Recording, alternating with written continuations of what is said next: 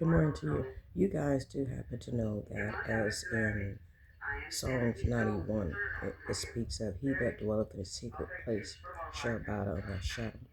And it speaks of that no matter how many that comes up against you, more or less is speaking of that it shall not prosper. Well, I was the one that they target. It was other Christian people out there too that was the target. I'm not just the only one, and I will acknowledge that all over the world have went through this and don't understand why, certain things happen. That's the reason I'm telling this story here, which is real life here. They target some also, on this property, which some of them maybe come from outside, over different things. There's no telling. Little small things. Even some get in a fight over Arizona tea. It was some that get in a fight over women, guys, and they lose their life. They lost their life here. And I didn't see it, thank God. But it was multiple things that took place here on this property, which cases, and there was questioned certain ones on this property. As me being here at the time, I mean, it was all type of multiple things happening. That's the reason this property was headed towards shutting down. I know I was prepared myself as well. And to the time being, waiting for a door to open for me, for the children, because I knew basically that this was a task, and I was not ignorant to what God had me doing here. So I want to make that very clear. Even though it may look so terrible, and which it was, I knew what I was doing here. I was not blinded, and I had to wait on the will of God for the door. It was a crew that came here from Clefo Dollar Ministry, and we prayed together, and I felt the power of God on these people. And I know it was confirmation. They said, well, when the time is appointed, then God will open the door for you. And I know that was confirmation because I already had prayed too, because I have two children that I'm raising, and which they're in my custody. That was also a problem too. I feel like a lot of the smear campaigns and all this stuff here from, maybe my ex, he was upset because of the divorce, and he went on with his own business, with whoever he was with. And so I look at it too. That was enough. They thought that I was never going to make it. I had always been independent. I had always worked. I was upholding the family, doing jobs and stuff in my business. I would work late hours. I wouldn't get back until sometimes maybe 10 at night, doing large jobs, and all over. And it was just basically the surrounding areas, not Dallas. And, to keep the family together, making sure that we'd have to ask no one for nothing or beg for nothing out there. And this is true story. My information is still online, posted out there. It is. I posted as, a home cleaning, organizing business, and it went on and on. It was more in multiple. I had contracts with Remax. I had contracts with GMC, a lot of stores.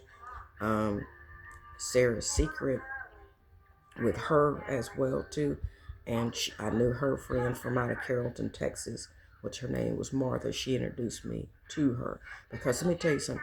If people can trust you like that, then that tells the whole story. And people thought I was just making up this stuff. No, I don't have to make up anything. This was people that I know personally and that was going into their homes that trust me. And it goes on and on some more too, people out here, in the Metroplex.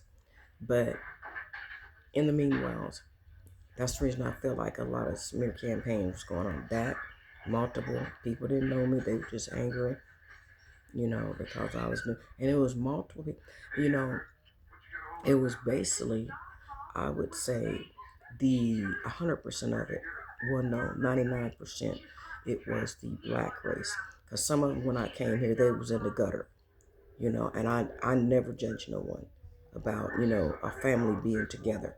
And then when they see me, then they start rising up because of the smear campaigns due to the financially rental car. They was able to get rental cars. I watched them. They rotate cars, they change cars, all this crazy stuff they do. And then they looking at me, monitoring me like I was a criminal. And then a lot of them was the criminal they saw because there was so much going on here. I was not the criminal. So they had, and then even when I was at the dentistry office, um, a week or two ago, I seen one of the persons that traveled way across from here, living in the house over there to the dentistry office for services. I guess whoever the woman was, she was tired of the same thing too, and a lot of people put their houses up for rent and left the area. I didn't want no house or nothing like this in this area. I mean, some people got programs. They got programs out here that people get, and some of them don't deserve it. You know, and I said, hey, if they're getting it, then I should be a part. Because I raised my children. I'm raising some more. That was gave over to me, and then I feel like maybe their father, from prior to, um, it was a dislike smear campaign to that too. Prior to that, people targeted me, and then certain ones, tried to smash me because of who I was in Christ. And then I have some jealous women, which, I seen through that too, you know, um, in the church, different churches I did visit, but it just didn't appeal because, I seen some, they would gossip, and which it didn't bother me. I didn't care because I was there for the right reason. I was there to serve the Lord. I could care less what anybody say. When it's got something to do with the Lord, I could care less what anybody say because evidently they had their own issues, you know, on this. So I just wanted to continue this. And then they would be at Walmart parking lots, a lot of them would, and they would be extremely, everywhere that I went, they went.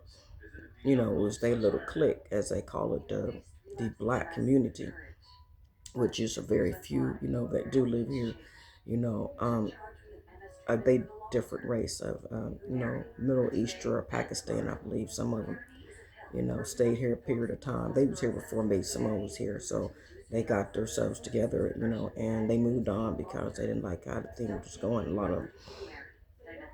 And as going on, it was multiple things that happened on this property. It was, people um, dying, all things, and it goes on and on. This is real life story here, people. So I know this is demonic force on this property, and when by me being here as a light, it's a different story, and maybe some more that knows how to pray and pull down these stronghold and these forces. And it would be one particular in this building every time something happened, and they already know when it's getting ready to happen because they run out the door and they all run together. The game is how they work in this building here where I'm at. One particular, it would always happen. Someone here, a pop outside, shot or whatever it is, they all run out. And then sometimes I didn't see it actually happen, so God covered me. God be the glory. And there was a lot of them that was, you know, if things in your house, I look at it or something like that, they might something go through your house or through the building just to try to get that because they know you're gonna go and set it out trash. Because I had some very nice stuff that I set out by the trash. And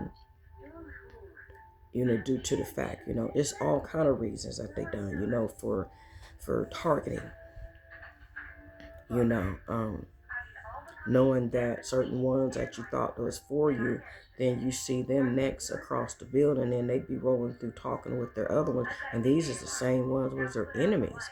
And then I would look at them when I come outside and I was all of them had eyes on me like I was a criminal. Some of them had already was in, criminal things or lives, probably there's no telling, and they looking at me like, who is she, you know, and so I ignored it and I went on and continued to do what I did. But every time I come out, then a lot of them come over here, the children, and I didn't want to get entangled with it. Not saying that I was better than anyone, because I know that these people live different lifestyles. I was not friending anyone. because I know what I had seen, and so in the midst of it all, I would also have my other daughter. She would come, and visit me and make sure everything was cool, and this and that. Out of all of it, after that, I know that in the process of it, it was still campaigns, that there was still these smear campaigns, and they know people, that worked in office. They would get phone calls. They would secretly be talking to people in the back there, on the phones. And I already knew this, and I played like I did not know. They would, when they were discussing matters, they would be talking, about things here, or what's going on, or what the next score is what these people call it, which is the black race. But the black race is the one that was the main target here in this little area. It was all of them, basically. Yeah, basically all of them, as I can think of, you know. Some, when I first came, these was older people. I don't know if they lived here or whatever. They welcomed me in, and I never seen them no more. Some of them, but anyways, in the process of it, you know, it was so much hate and jealousy towards. I don't care, you should still respect people. I look at it as that, because of me being different, as a woman of God, color, and then, it still should be the same, but it didn't happen that way, so I left it alone. I left it in the hands of the Lord. And, as being, around a white race all my life, it was different because I was used to the peace. I'm just going to be real. I was used to the peace of living out in Flower Mound, Texas, and other little towns. It was peaceful. I never had seen so much drama and trouble. And I was like, wait a minute. And one man that was running his apartment, he said, why did they let all this go on so long? He worked it for Dallas. Some type of way. I think the gentleman that used to work in the office, I don't know where I guess his assignment was up. And he said, why did they let so much stuff go on here like this? In there. Trafficking, all this kind of stuff. When I first moved here, it was a child that was missing. And then Dallas came to me and they said, have you seen this child? And then later on, I didn't know exactly. I had to get adapted to this. And later on, I ended up seeing them and thinking about it. I did see a guy that used to live upstairs. He didn't live here. And he did take this child. And I was like, oh my God. And I'm like, I didn't know. Like I said, I was just getting here. And he had dark sunglasses. And he was skinny. He used to live upstairs with another lady, older woman. And there was a little girl. And feeling, I was wondering, like, what? And then they was hurrying up, getting her out of here. And I was wondering, I was like, okay. I didn't think nothing about it. I said, maybe that was their granddaughter. And later on, they was putting papers out, about this child, missing. So evidently, he took her, the little girl. And then later on, some kind of way, he snuck her. I guess he snuck her back away. I seen her back out in the yard. Because a lot of them, like I said, they was in the cliques together, but some of them left here and went back home. They left this property completely and went back where they come from, a lot of them. Some of them did, I hear.